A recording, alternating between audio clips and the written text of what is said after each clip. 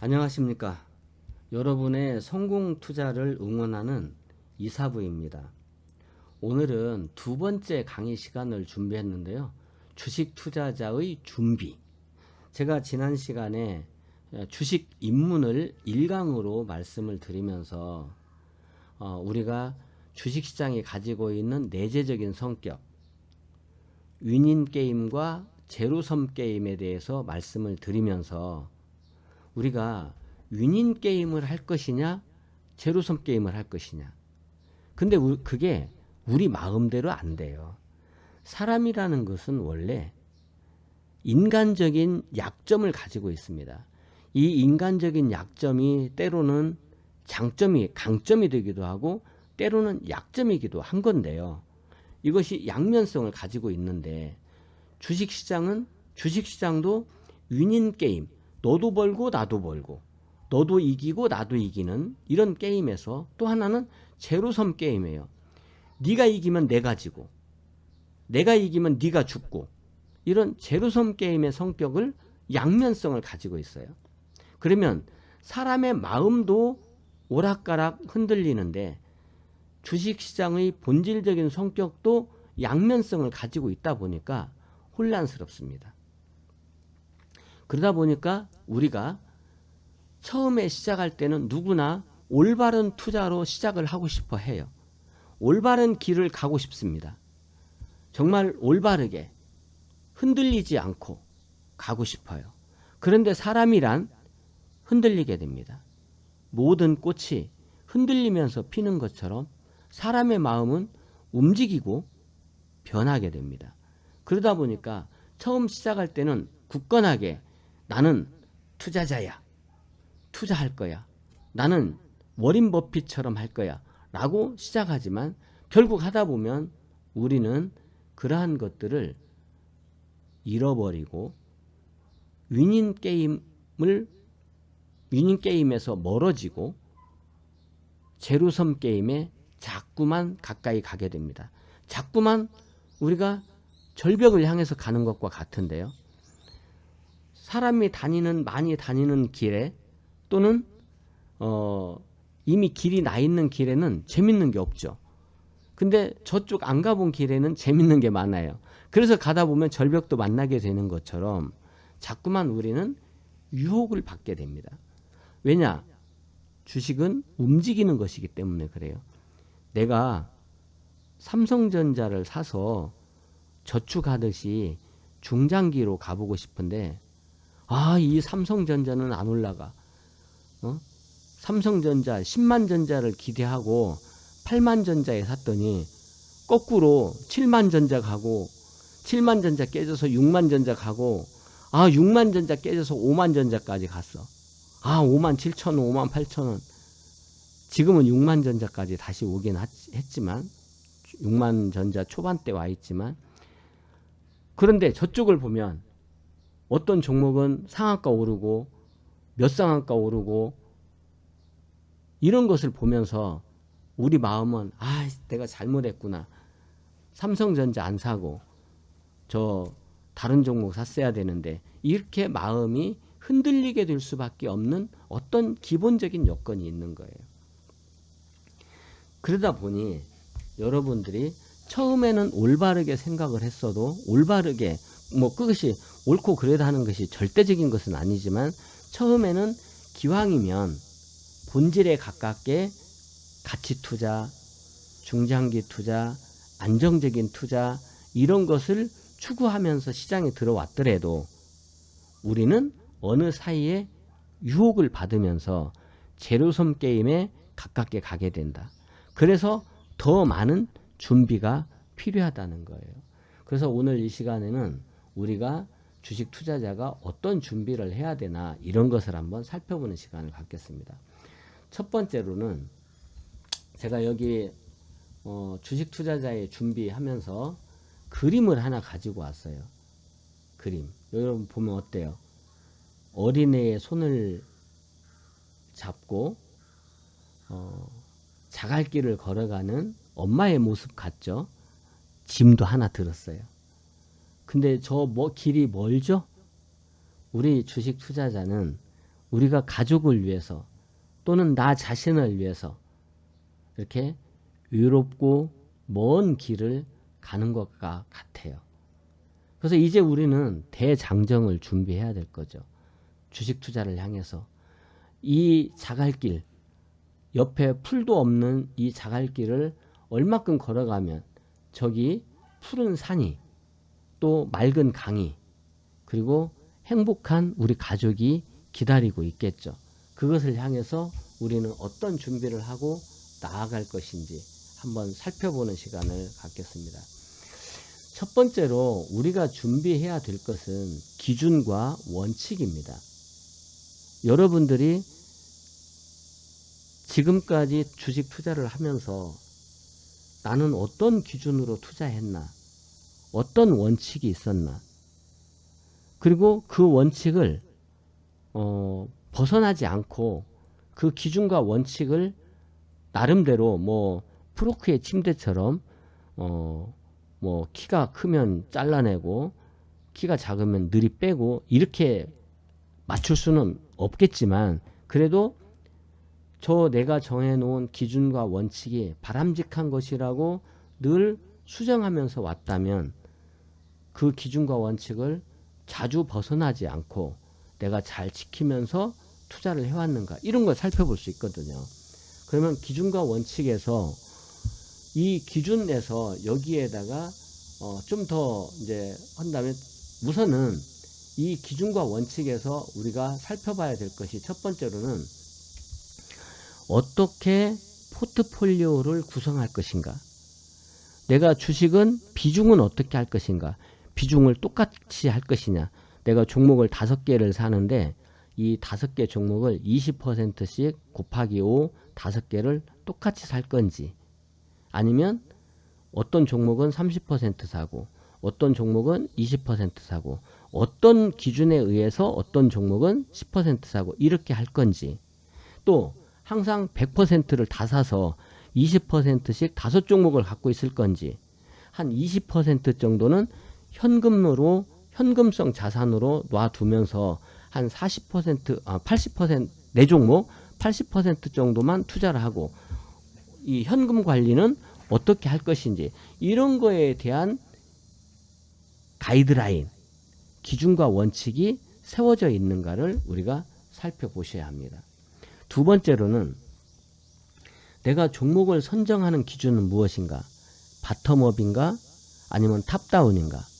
내가 매크로 분석을 하고 시장 추세를 분석하고 어떤 시장 상황이나 지금 수급이 몰리는 섹터를 찾아서 그 섹터의 1등주, 2등주, 3등주 어떤 종목을 어떻게 고를 것인가, 나는 어떤 기준으로 종목을 선택하고 섹터를 선택할 것인가, 이런 거에 대한 기준과 원칙이 필요합니다.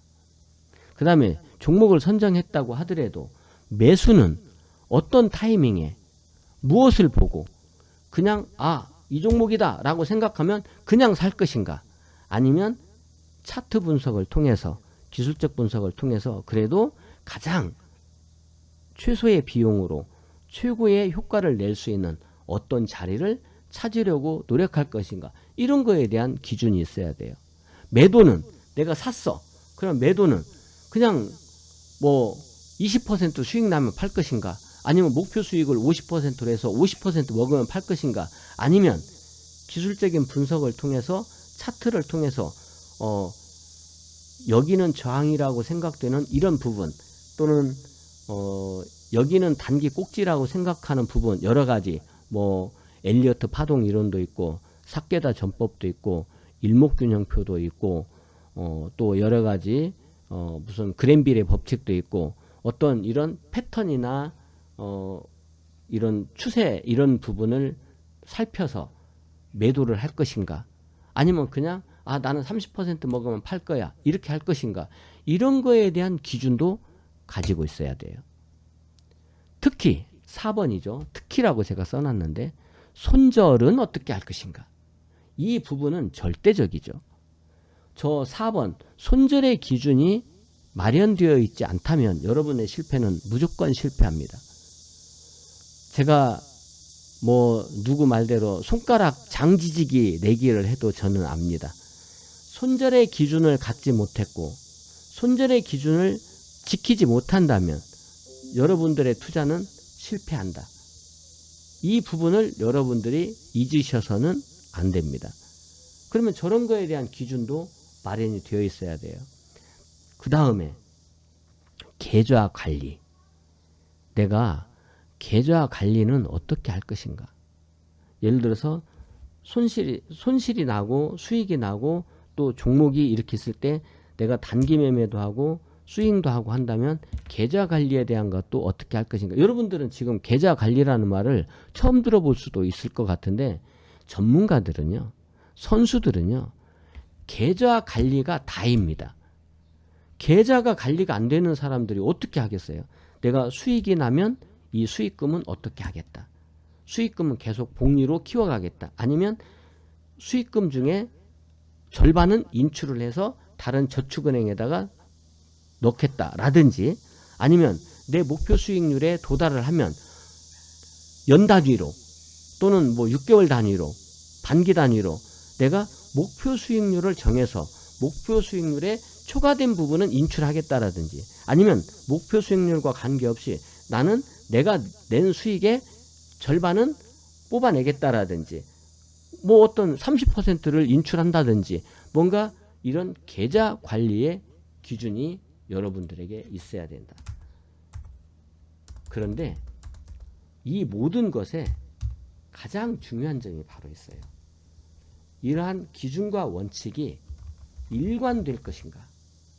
일관성. 또는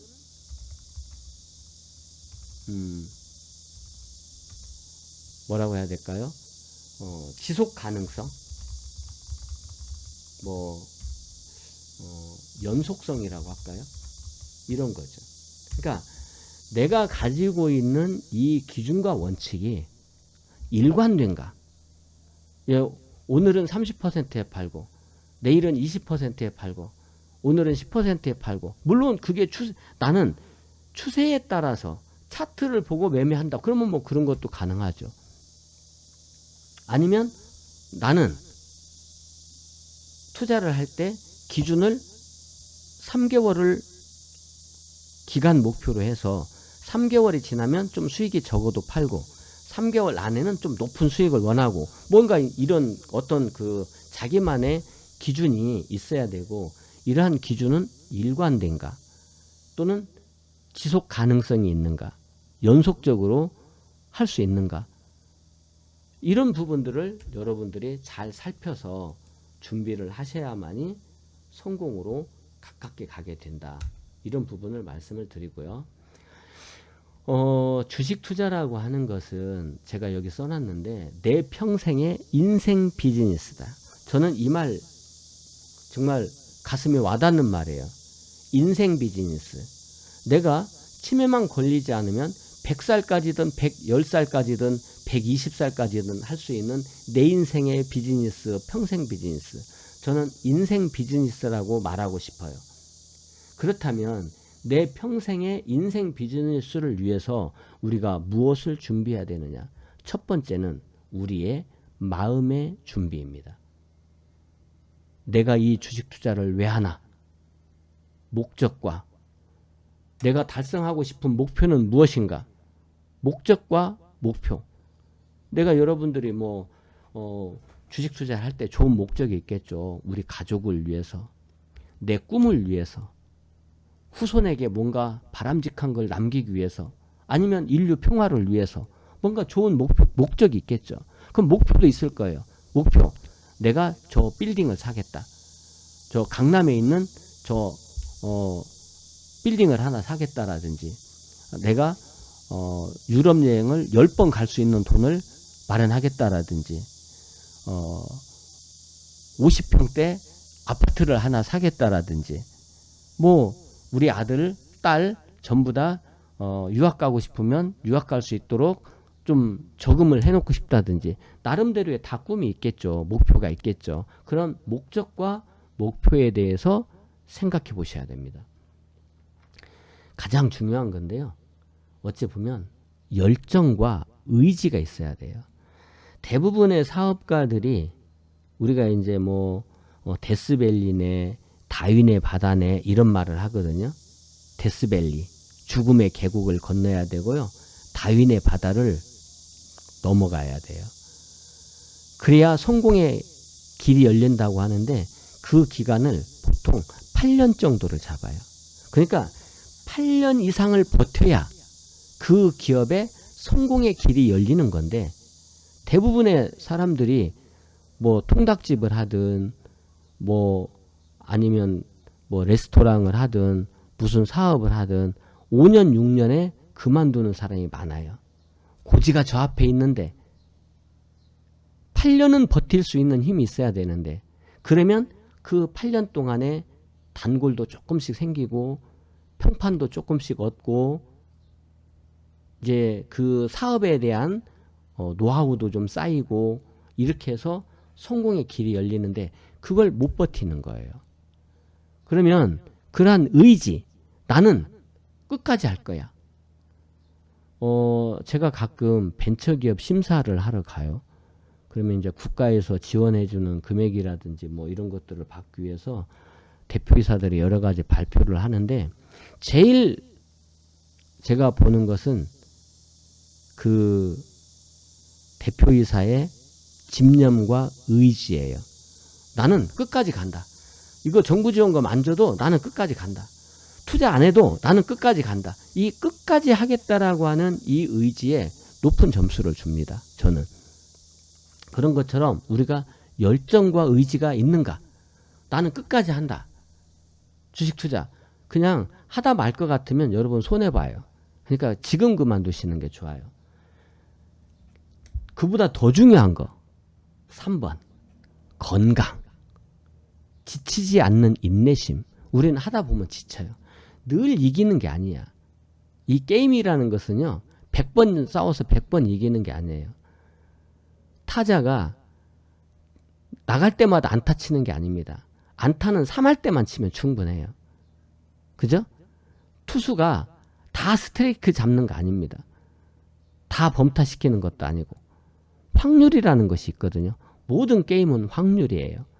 그러면 이게 위닝 게임이든지 제로섬 게임이든지 확률이기 때문에 여러분들이 이기고 지고를 반복하게 됩니다.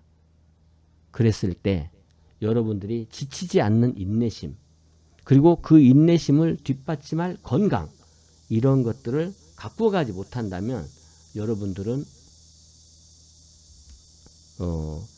투자에 성공하는 길이 조금씩 늦어지거나 멀어질 수 있는 거죠. 그래서 여러분들이 이런 부분을 나는 준비되어 있는지 안 됐다면 준비해야 되고요. 그 다음에 이제 제일 중요한 게 돈이죠. 주식 투자는 다 돈입니다. 본질적으로 주식 투자에서 가장 큰 무기는 돈이에요.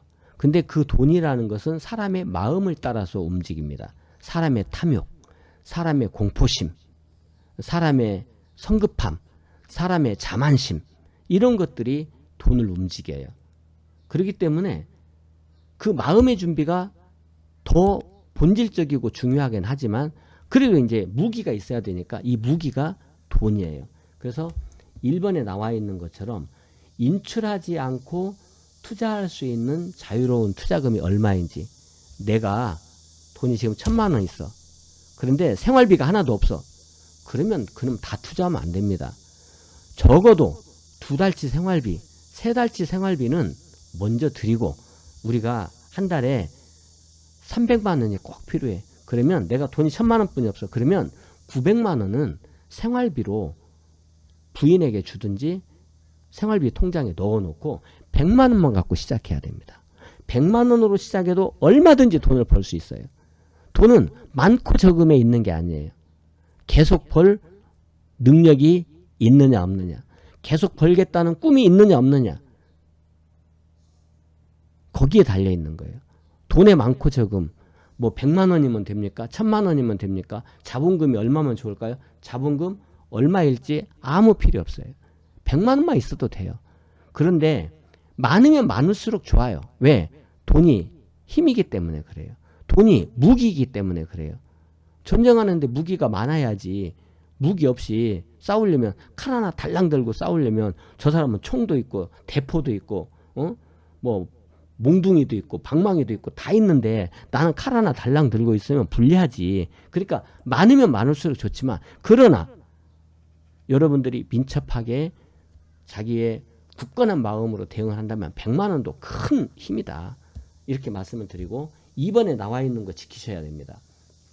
시한이 정해진 돈은 투자 금지. 아 이거 1년 뒤에 내가 집 들어갈 잔금이야. 1년 동안 벌어야지. No, 안 됩니다. 1년 동안 어떻게 된다? 죽어버린다.